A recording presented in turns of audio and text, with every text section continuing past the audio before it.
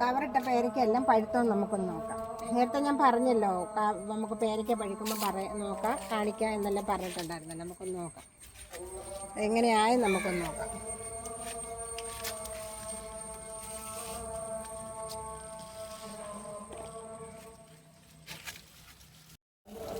വീണ്ടും പേരയ്ക്കെല്ലാം വിളഞ്ഞിട്ടുണ്ട്. ഇതിന് നേരത്തെ ഇട്ടത് കൂടാതെ എല്ലാം വിളഞ്ഞ് വന്നിട്ടുണ്ട്. അതിനെല്ലാം ഇനി കവറിടണം. ശരിക്കും കവറിടാനുണ്ട് ഇനി.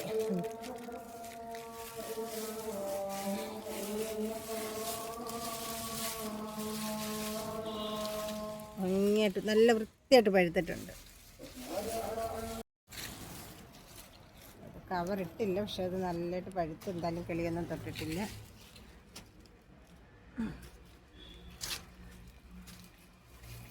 അവിടെ ഒരെണ്ണം കിടക്കുന്നുണ്ട്.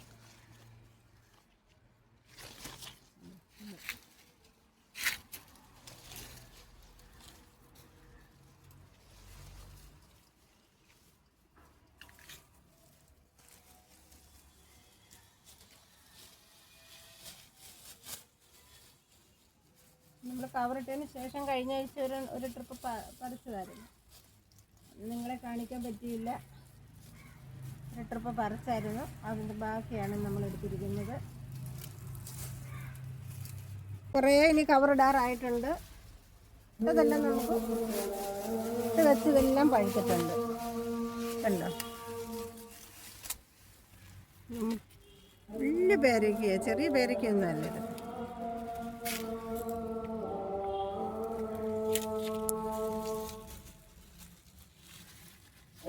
നമുക്കൊരു വിഷാംശം ഇല്ലാതെ കിട്ടുന്നതല്ലേ. ഒരെണ്ണം നമുക്ക് കളയാൻ പറ്റത്തില്ലത്, എടുത്തിട്ടില്ലത്. ബാക്കി ഇന്ന് ഫുള്ള് ഒരു 10-40 പേരേക്ക് ഇന്ന് കവറിടേണ്ടതായിട്ടുണ്ട്. അതെല്ലാം കവറിടാനായിട്ടുണ്ട്.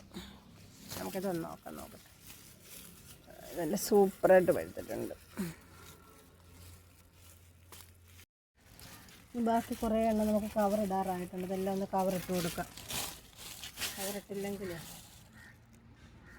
നമ്മളിനി വരുമ്പോഴത്തേനും ഇവിടെ കാണത്തില്ലത്.